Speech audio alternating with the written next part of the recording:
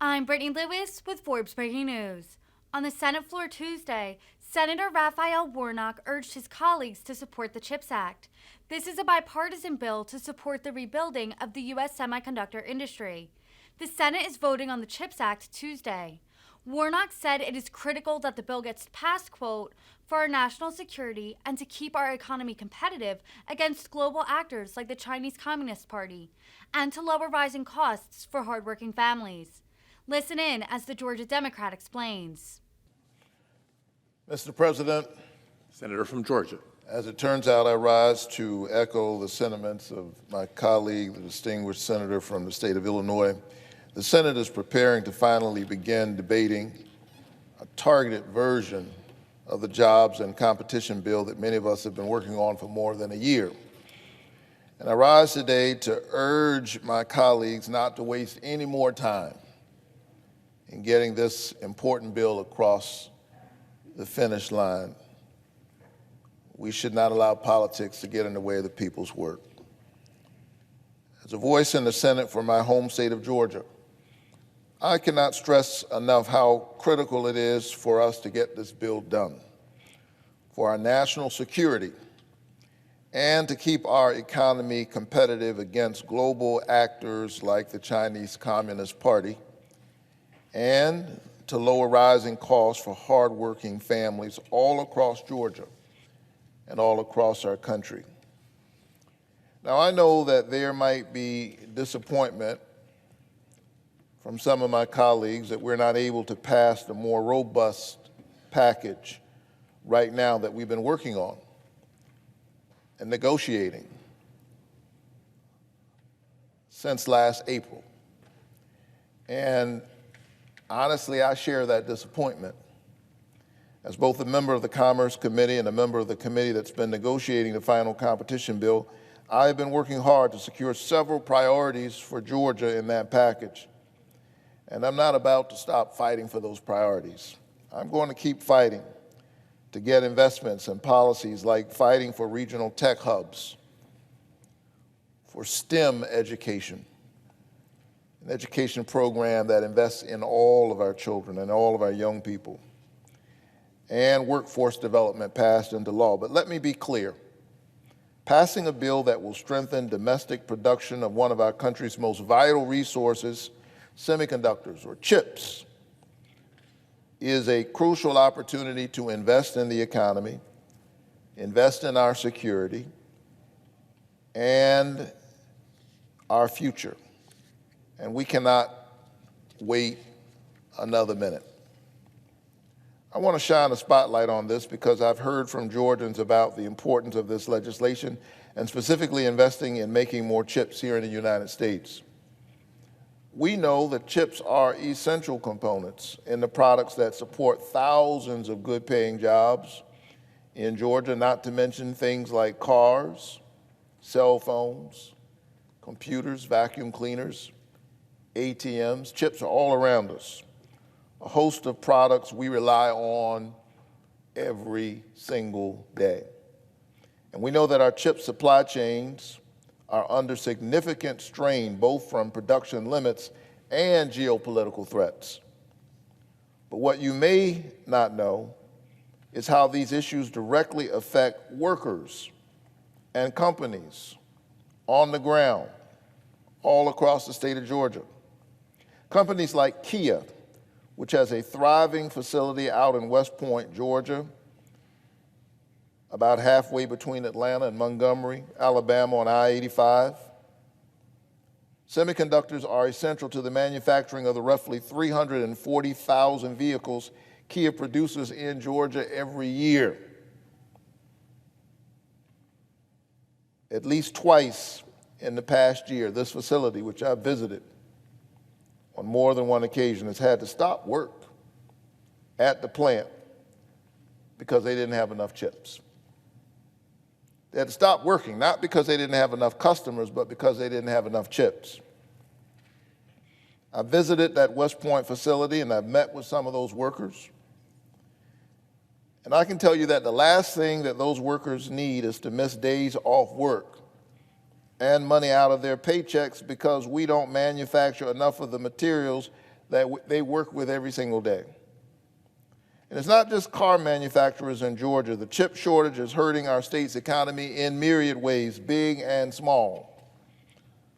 For instance, Stephen Milner is the CEO of Planters Telephone Cooperative, a member-owned telecommunications provider in Screven County that does broadband expansion as well as broadband maintenance. Stephen's company needs equipment to do that work that requires semiconductors.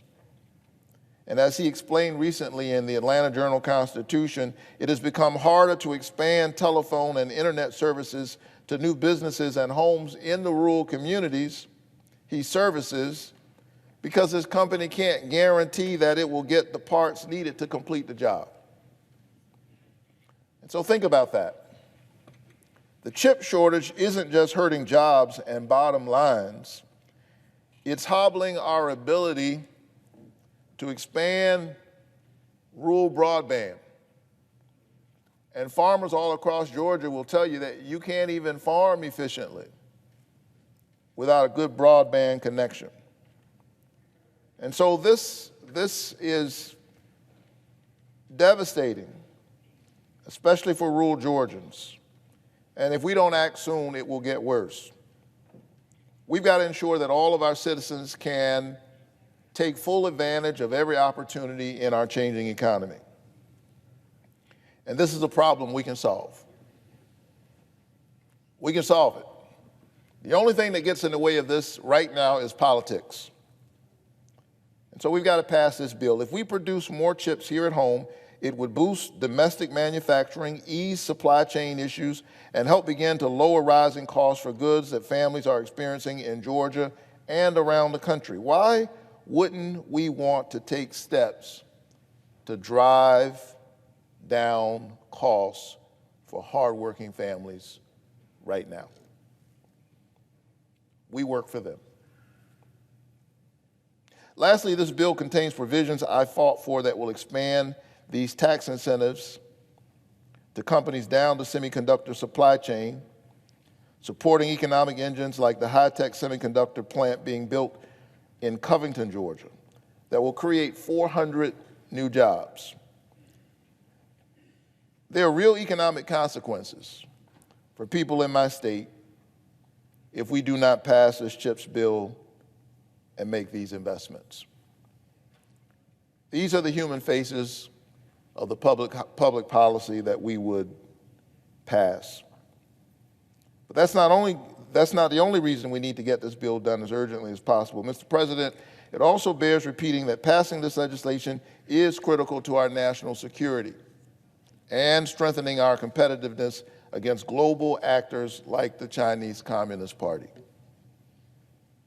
Chips are used in technology critical to our national security.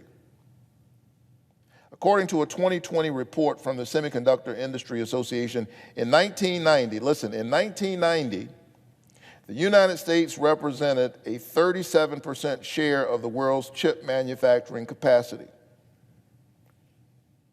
Today, that number is 12%. From 37% to 12%. I submit that that is unacceptable, and it is a threat to our national security. As we've heard from Defense Secretary Austin, Commerce Secretary Raimondo, and other administration officials, we are at a tipping point, where international companies are making significant decisions about where they're investing their capital and putting down roots. In fact, we've already seen several of these entities hesitate to invest in American manufacturing due to inaction and political gamesmanship right here in Washington. And so, Mr. President, our ability to rise to this occasion will demonstrate whether the United States is willing to cede the innovation and economic higher ground to the Chinese Communist Party, or whether we will stand up to the People's Republic of China and reinvest in the manufacturing and innovation prowess that has made America a lone superpower for decades. I submit that if we fail to pass this bill immediately, we will set back America's competitiveness for a generation or more. This critical moment requires all of us to put the country above politics. Imagine that. Put the country above politics. Put hardworking American families who are doing the best they can right now above politics and strengthen our nation's competitiveness. And so I urge my colleagues to join me in supporting this strong CHIPS legislation, and let's ensure that the next century, like the 20th century, is the American century. Mr. President, I yield the floor.